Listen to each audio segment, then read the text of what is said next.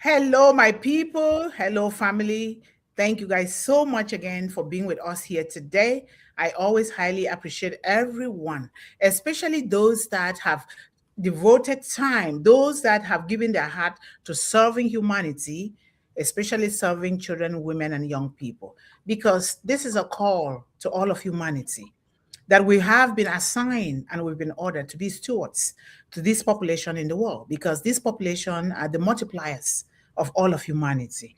And when we invest in children, especially from the womb or from cradle, we know that we are helping to build a global economy in which every child belongs, in which every child will know that they can go anywhere in the world and they can still belong. It does not matter whether we speak the same language or whether we were raised the same or whether we come from different background. It does not matter. We want children to be able to belong because the world is evolving every day. And sometimes at a pace where some of us who are of old school cannot even follow. But guess what? I am following because I'm not giving in. All right. So thank you guys so much. If you're already here, and you love what we're doing here, please don't ever forget to put the big thumbs up, because you are reminding AI to spread the gospel of one global movement to all corners of the globe, reaching every child. Never forget to do that. Even when you go to YouTube, please make some comments, ask some questions, put the big thumbs up. Suggest a theme that you want us to talk about, and also let us know which part of the world that you are watching from. That way, we are happy that one global movement is traveling all over the world. So that is very, very important for us here. Otherwise, we love you and we thank you for all you're doing. Today, we are in One Global Movement Revolution Part 418, Series. Is that right? Yes. Yes. Series Part 3, Model Service versus Instructed Service. When modeling speaks louder. No, that's not the topic. Is it, Sister Melanie? Is that what you were speaking on, or you were speaking on Gen Z stillness is not? No, that's reframing the Gen Z stare. Reframing the Gen Z stare. Read it. I'm sorry.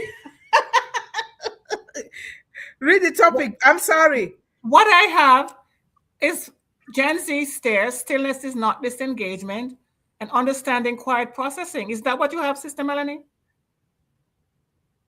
What do you have? I have stillness. Stillness is not disengagement.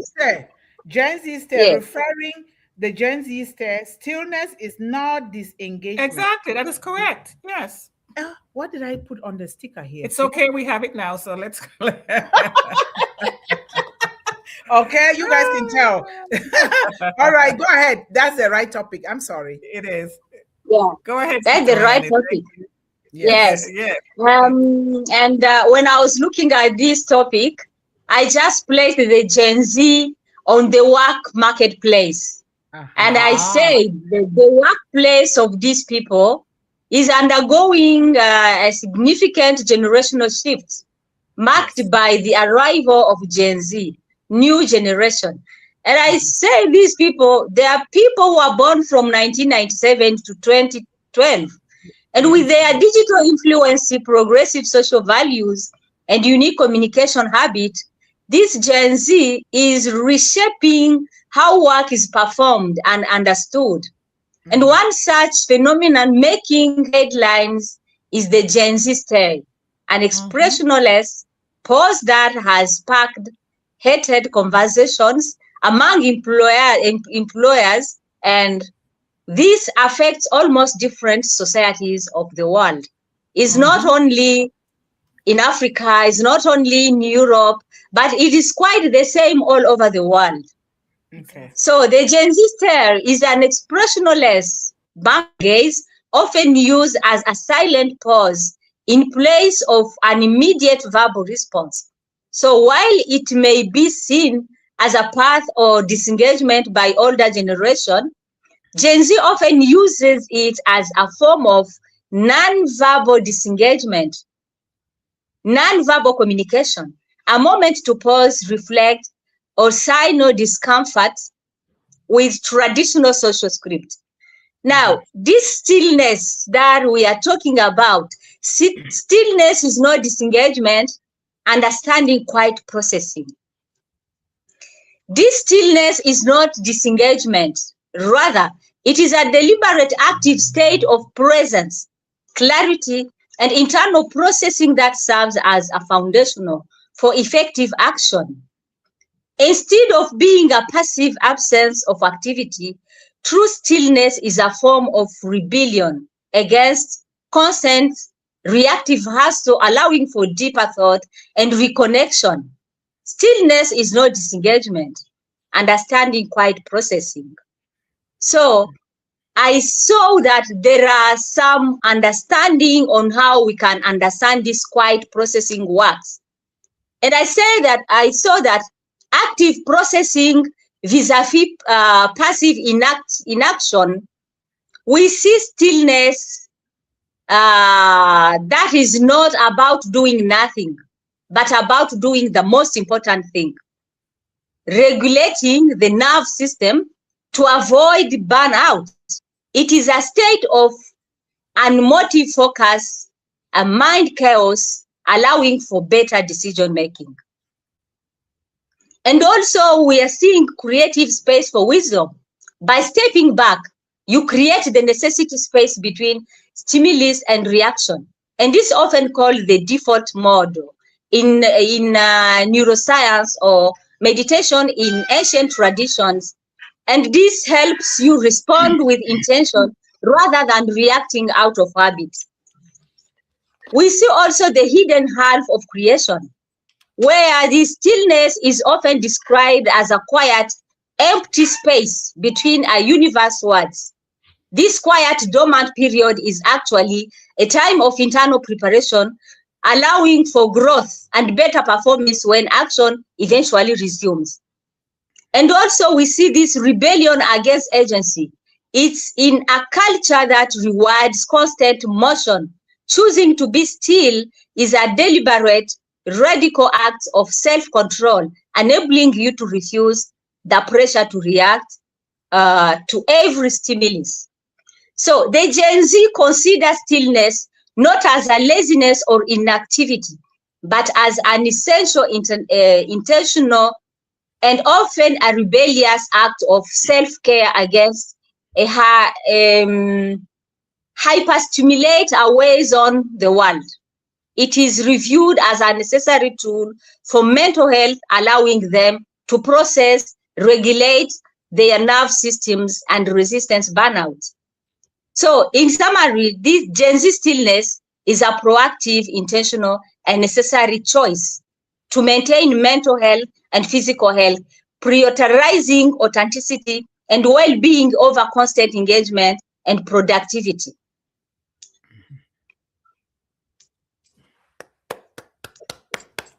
Well done. Thank you. Very well said. Thank you, sister. Yes, very nice. So let's see Yvonne go. Oh, okay.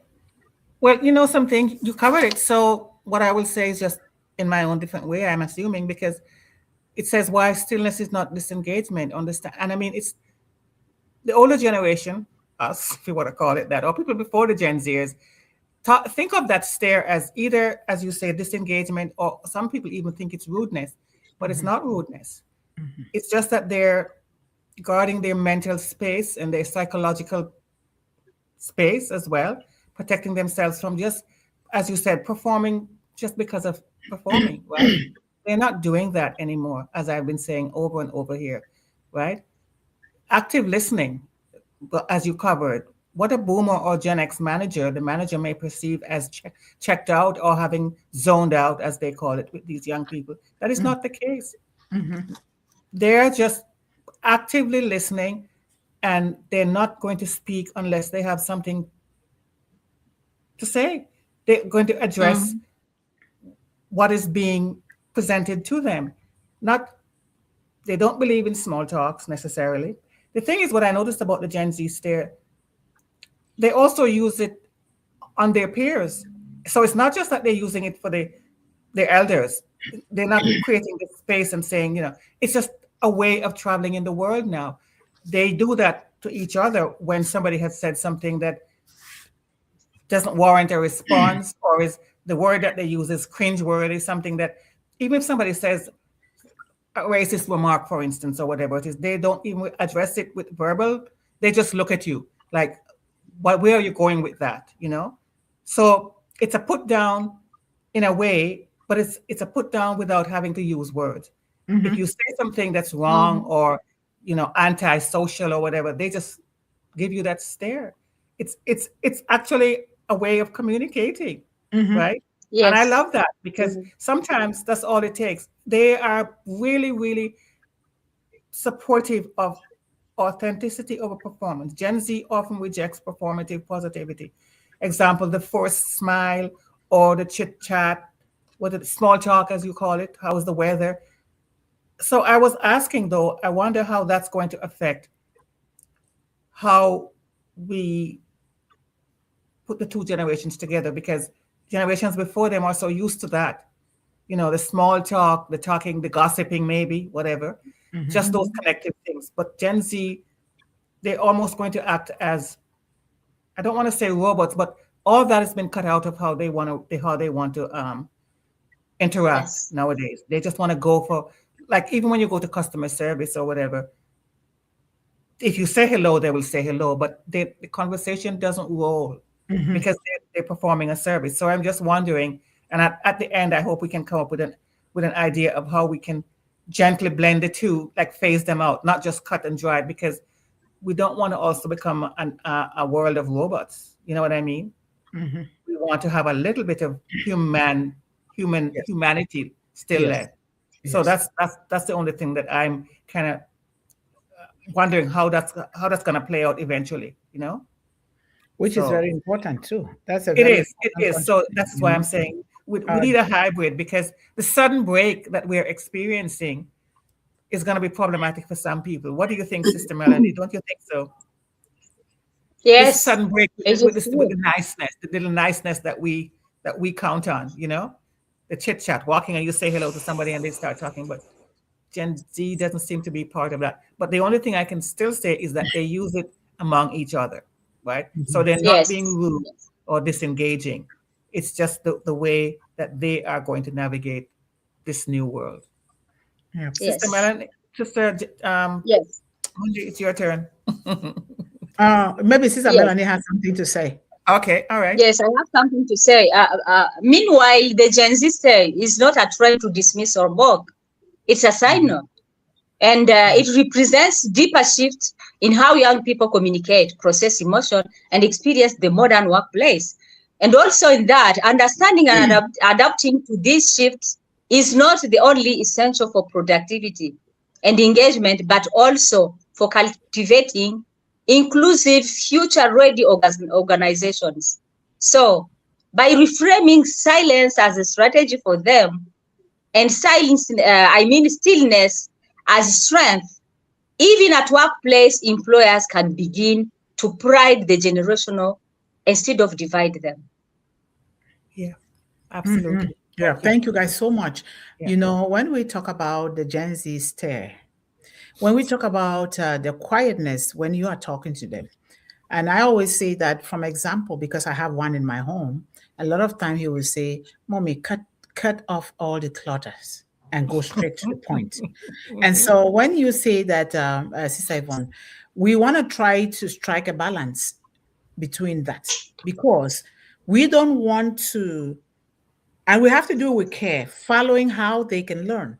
We don't want to come to the point where these kids are social misfits.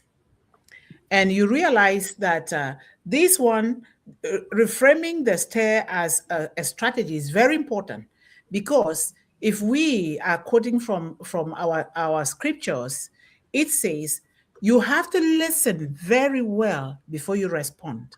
And if you do not have a good answer, don't just say any kind of thing, because somebody wants you to give an answer. You can say, okay, let me think about it. Or I will get back to you after I get the facts together. And unless they say something is by mistake, but if we create that opportunity, we don't just now, and I want it now. That alone is not helping. And so we have to strike a balance. So like you said, bringing out the humanity, the humanness in them, so that they know how to, okay, this is a conversation. Yes. Okay. And in a conversation, people need to listen and take turns to also respond, but also knowing that in a conversation, not everybody has it right. Even the parents, we don't have it right. So that they will know. You don't just become robots, because the way with this AI, and they're really turning the Gen Zs from them upward into robots. Even some of us, the parents, because if you're calling the bank or you're calling some organizations, it is the robot that is answering the phone. A lot of time you can see me, if you are close to me, I'll be like, oh no, I don't want to talk to I want to talk, but to a live person. I'm talking to myself. Yes. And then I will go to the zero. Zero most of the time will take you to a live person. Because when you're a live person, you feel it, you know it, you hear from the voice. That is a very important thing to do. But other than that, we have to strike that balance, because we ask ourselves the question, when a young person is quiet, do we see absence? Do we see absence or formation? That is why we must learn, we must know our children. We must know who we're talking to. Like now, I can say, even though I've never met you guys in person, but if I see you guys, I would know. But I know already through our interaction and communication. Yes, absolutely. Part of who you guys are. We want to bring that humanness, talking and laughing, responding, giving that space to make mistakes. Do we see that formation or we see absence? So around the world, we know young people are watching. They're absorbing information and they're processing it while still navigating. Because even with us, we are still navigating, because we've not arrived. We only arrive when we exit the stage of this life. So they are doing so with an emotional overload, social pressure, digital noise, global uncertainty. This phone thing and all those gadgets is affecting their brains, even adults. Because I spoke to one adult mother yesterday and a young woman, and she said, this phone thing is killing me. I said, but you have your son. What are you going to do? So you better do something about it. What does she mean by that, sister? What does she mean by that? Because she's always on the phone. I said, why don't you grab a book and read? Why don't you come to One Global Movement show? She's always on the phone. Okay. Yes. And so I said, let's do something. I know that is your comfort zone, but let's do something about it. So when these kids or these Gen Zs and younger people are overloaded with this global uncertainty, digital noise, and all of those things, you see, yet we often mistaken stillness for disinterest. But sister, may I say something though? That has always been the human condition, right? We go from one extreme to the next. Yes. You know what I mean? Yes. Because last year in 2025, the word actually that they were touting was overwhelmed, because there's so much. So now Gen Zs and Gen Alphas, whatever follows them, they're going to go to the other extreme of seeming to check out completely. But you can't do that, because we're in the world. We have to be part of what happens in the world. So you can't have the overwhelm where your mental health is threatened, or you can't have the disengagement where you just check out from everything. You can't have it. Yes, you can't have those extremes. Yeah, right. A balance is needed in between there. Absolutely, Yes. Balance. My word. Yes, we need that balance all the time. Because in everything, regardless of this high technology, when you're eating food, you have your favorite meal, your favorite dish. Yes. If you overeat it, that's an overload. It's not bothering you. Exactly. It start bothering you. The same thing if you love a book and you just keep reading only that one book, you have not discovered other things that are embedded in other books.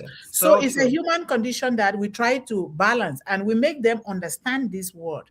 You strike a balance between everything that you're doing. Don't overdo it, but they will only do it when they see us doing it, which is very important. Because if their quietness, let us not mistake it for defiance or laziness or withdrawal. Silence is not the lack of of thoughts.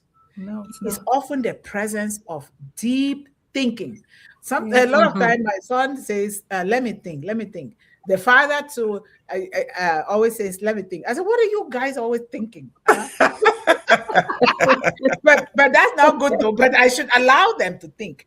Yes. And you know, when you take the difference between a man and a woman, women they are they multitask. But the We're men, multitaskers. Yes. and when we're multitaskers, and then we do that, we don't really, in a lot of, in some cases, not a lot, we do not bring out a very good result. A man will focus right there on there, they bring more good results. That's true. But that's the way we are. But we want to try to really strike a balance between that. So the misreading of quiet in a loud world, how does that look like?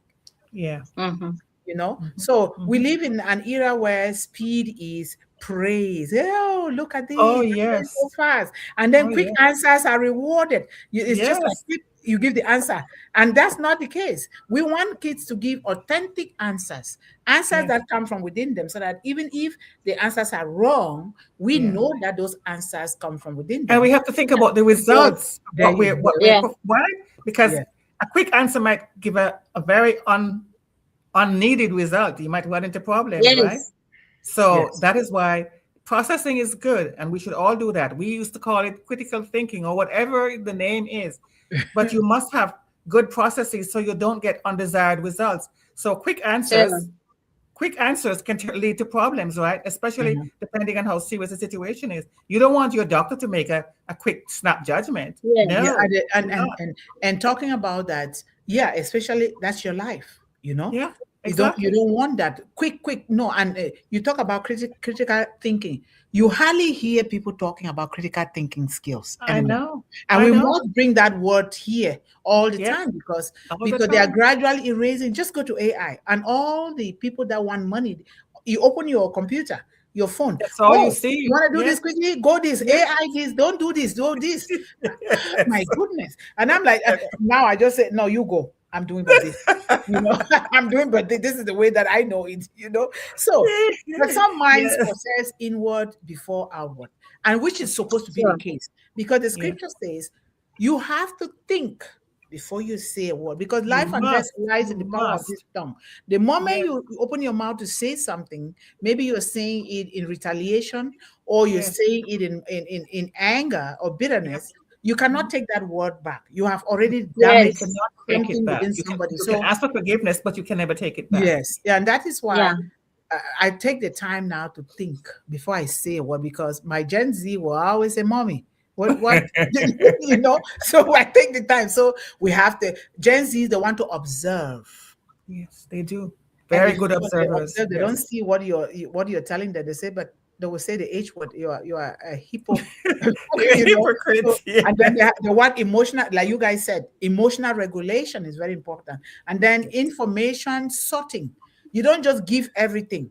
Does this information belong here? Does this information belong to this cause or this cause? They don't want to sort things. And they want to think on an independent mind, instead of just copying from somewhere and pasting it. They don't want that. And then they also protect. You guys talk about self-protection. Very important. They want to protect themselves. And so one global movement says, not all stillness is emptiness.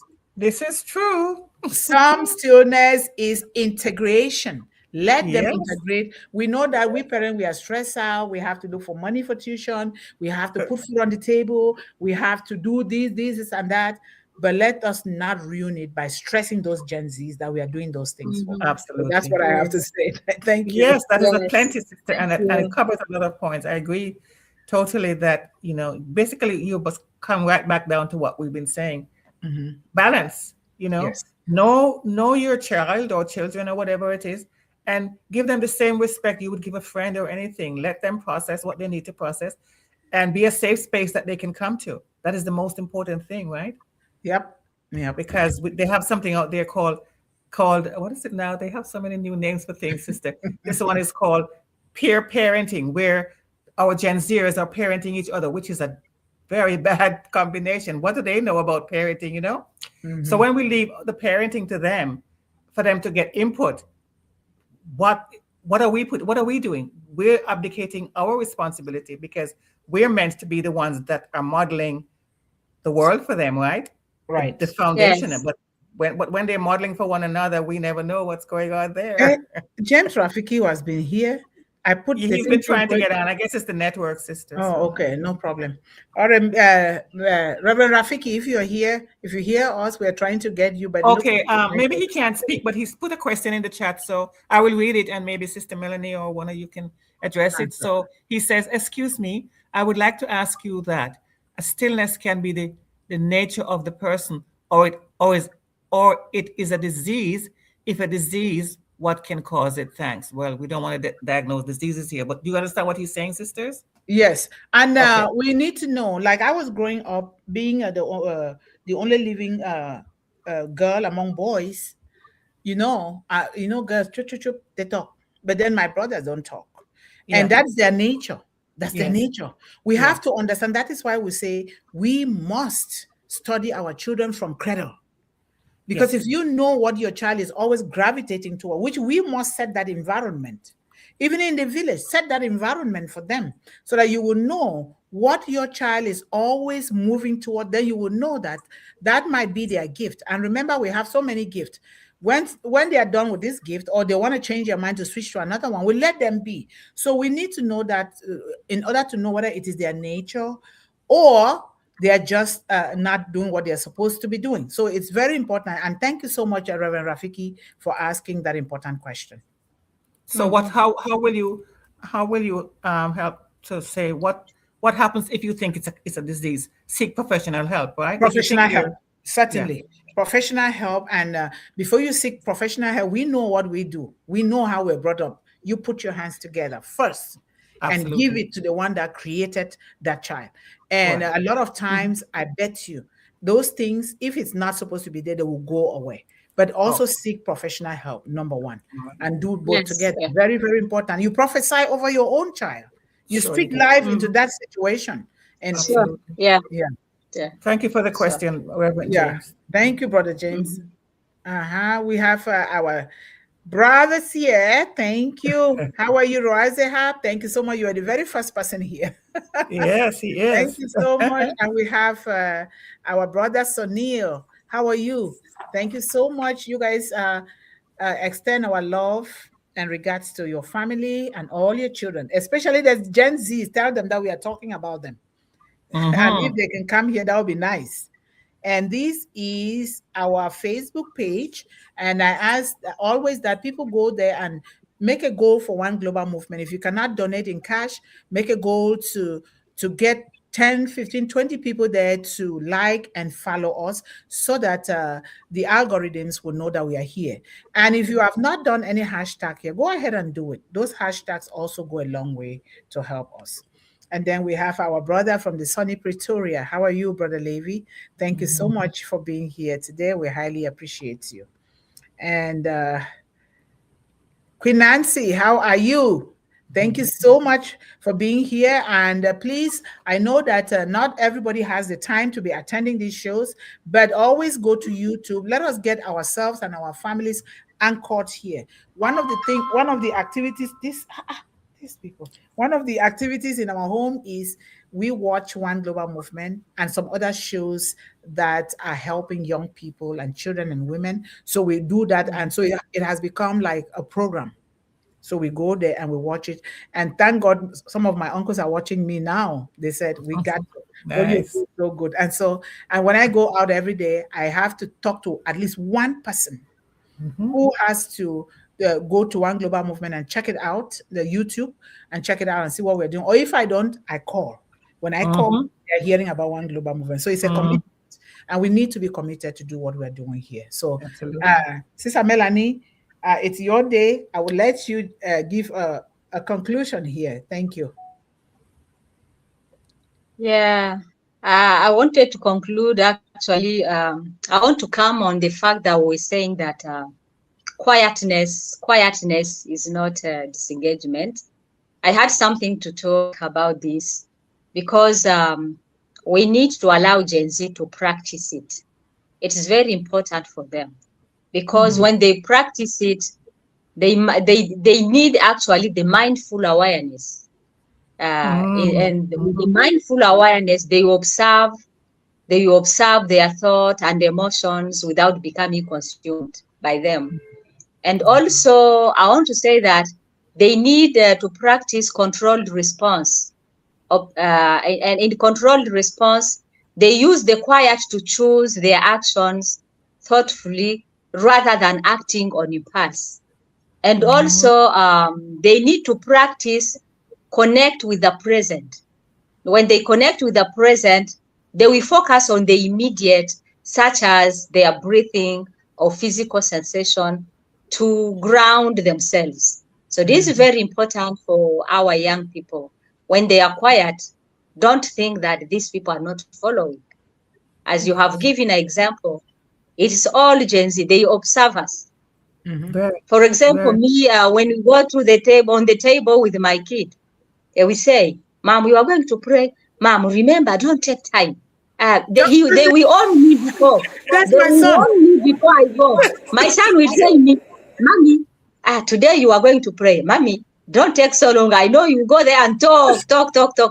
So you see, he start reasoning me and brief me. My son so that when I go there, he finds ideas in the mind. He said, Mommy, when you go, Mommy, remember today.